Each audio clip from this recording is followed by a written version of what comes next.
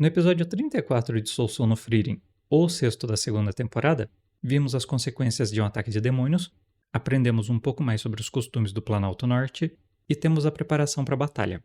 O episódio começa mostrando o ataque e dá pequenos detalhes dos demônios. Tem essa cobra antropomórfica, não tem muito o que dizer, ela bate.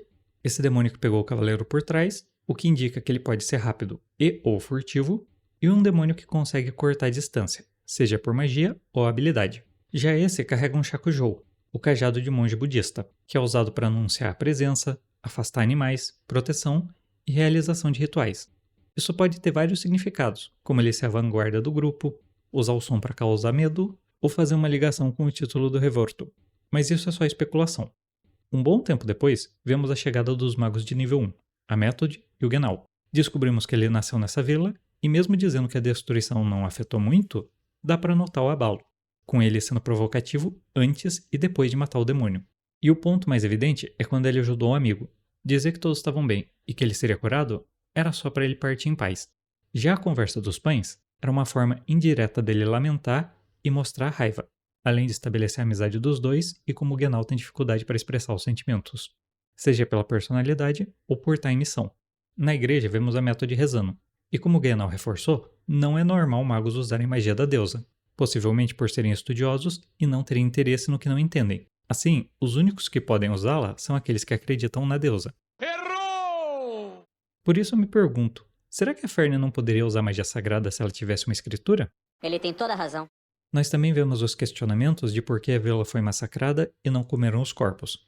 Mas a história já estabeleceu o comportamento dos demônios, e a não ser que estejam desesperadas, é natural as feras escolherem os alvos mais fáceis, além de serem orgulhosos que gostam de exibir seu poder.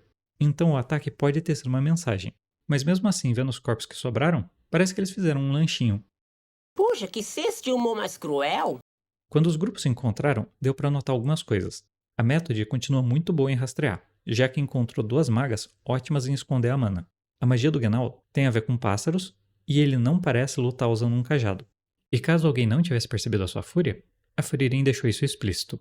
Rancor você guarda, rancor você nutre. Em contraste a ele, o Stark reza pelos aldeões, e isso cria um paralelo entre eles, já que o Stark também perdeu a terra natal em um ataque de demônios. Então a conversa foca nos Cavaleiros da Normal, mostrando que a companhia realmente protege as pessoas do Planalto Norte. E mesmo que fossem apenas 5 cavaleiros, falar que eles eram ótimos soldados e que o capitão era muito mais forte que o Stark estabelece os demônios como uma ameaça real. O único problema é o Stark dizer que alguém ser muito mais forte que ele não é grande coisa. Ele deve se comparar com o mestre e outros grandes guerreiros, além do trauma fazer ele se rebaixar. Mas depois de tudo que ele fez nessa jornada, ele podia ter um pouco mais de autoconfiança. Claro, a Fern só melhorou depois de virar uma maga nível 1, e ele só deve melhorar no final do próprio arco. Então, o jeito é esperar. Mas até lá... Cala a boca e vai treinar. Enquanto o grupo se preparava para enfrentar os demônios, vimos um pouco do processo de análise da Method. E como os demônios lutavam com lâminas, ela precisou da ajuda do Stark. Afinal, ela é uma maga. O legal foi ver que ela considerou o equilíbrio no ataque e defesa do uso de espadas, a força sobre-humana dos demônios, danos nos corpos e ambientes, para chegar na conclusão que um dos demônios usava 4 espadas, com a história dando a entender que o Genau reconheceu ele. Também vemos a Frieren e a Fern pesquisando onde os demônios podem estar e estabelecendo que, por enquanto, a vila é segura. Então a história alivia um pouco o clima com a Fern pedindo, do jeito dela, para planejarem depois de comer, o pão de pedra. E assim, você deve achar que eu vou xingar o presidente. Afinal, ele foi um arrombado com a Frieren e não cumpriu toda a palavra. Mas devemos nos lembrar que nem tudo se resolve só com dinheiro, e uma rede logística também depende muito de pessoas e tempo. Além desse episódio mostrar o quanto a companhia ajuda as pessoas do norte. Então a situação é totalmente justificável. Dito isso... Um merda, um bosta, um incompetente. Porque é uma merda humana. Voltando, na conversa do Stark e o Genau, vemos um pouco mais do mundo. O Planalto Norte não tem cemitérios porque atrairiam monstros. E esse detalhe serve para várias coisas. Mostrar como a vida na região é difícil, intensificar ainda mais a importância da companhia Normal, mostrando que ela não faz só segurança e transporte, mas também é responsável pelo bem-estar social da população, e gera a discussão sobre cremar os corpos. Temos o ponto de vista lógico do transporte ser perigoso e caro, em contraste com o lado ético e espiritual. Mas a história estabelece que eles vão fazer isso no futuro. E para mim, essa conversa representa bem o Genau, tendo tanto um lado lógico e emocional. mas com a lógica se sobressaindo.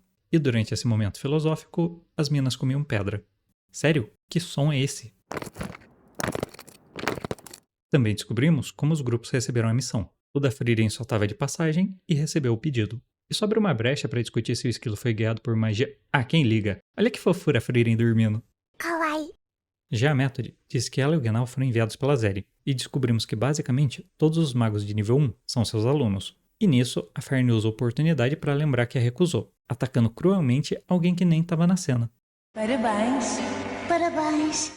Mas isso gera uma dúvida. Há 1000 anos, a Zeri se recusou a treinar a humanidade, e agora ela não só fundou a Associação Mágica, como virou a mestra dos magos de nível 1. Ela pode ter um plano ou motivação por trás disso. Mas essa também pode ser a forma que ela achou para se aproximar das pessoas. Afinal, a Zeri não é honesta com os próprios sentimentos. Ela se preocupa demais com o valor e utilidade da magia, mas nunca se arrependeu ou esqueceu dos discípulos, mesmo que eles nunca tenham marcado a história ou alcançado suas expectativas. Treinar alguém por capricho é simplesmente a forma dela de dizer que gostou de alguém. E se for isso, vai ser muito fácil se aproximar da Method, que acha ela adorável. Mas isso não é um caso isolado, já que a Method teve a mesma reação com a Frieren. E não precisa ficar com ciúmes, Fern. Você causa essa impressão também. Ou seja, a Method gosta de garotas fofas. Por algum motivo totalmente tendencioso, essa mulher de cultura subiu muito no meu conceito. Quem liga? Para terminar, vamos especular um pouquinho sobre as lutas. Cada grupo parece ter 5 membros. É difícil imaginar as combinações ou se vão ter lutas em grupo, mas é óbvio que o Genau e o Revolto vão lutar. E por tá puto, o Genau tem muita chance de perder se ele não tiver ajuda, mas isso não significa que ele vá morrer. Já a Method não é tão boa contra combatentes físicos, então, se ela não tiver um truque novo, ela pode ter problemas. A não ser que enfrente o carinha furtivo. E esse cara deve enfrentar a Frieren ou a Fern, baseado unicamente em chute. E o resto a gente vê na hora. Foi só isso aí? Cara, eu esperava mais. Se você não gostou desse vídeo, não se preocupe. É só uma memória inútil.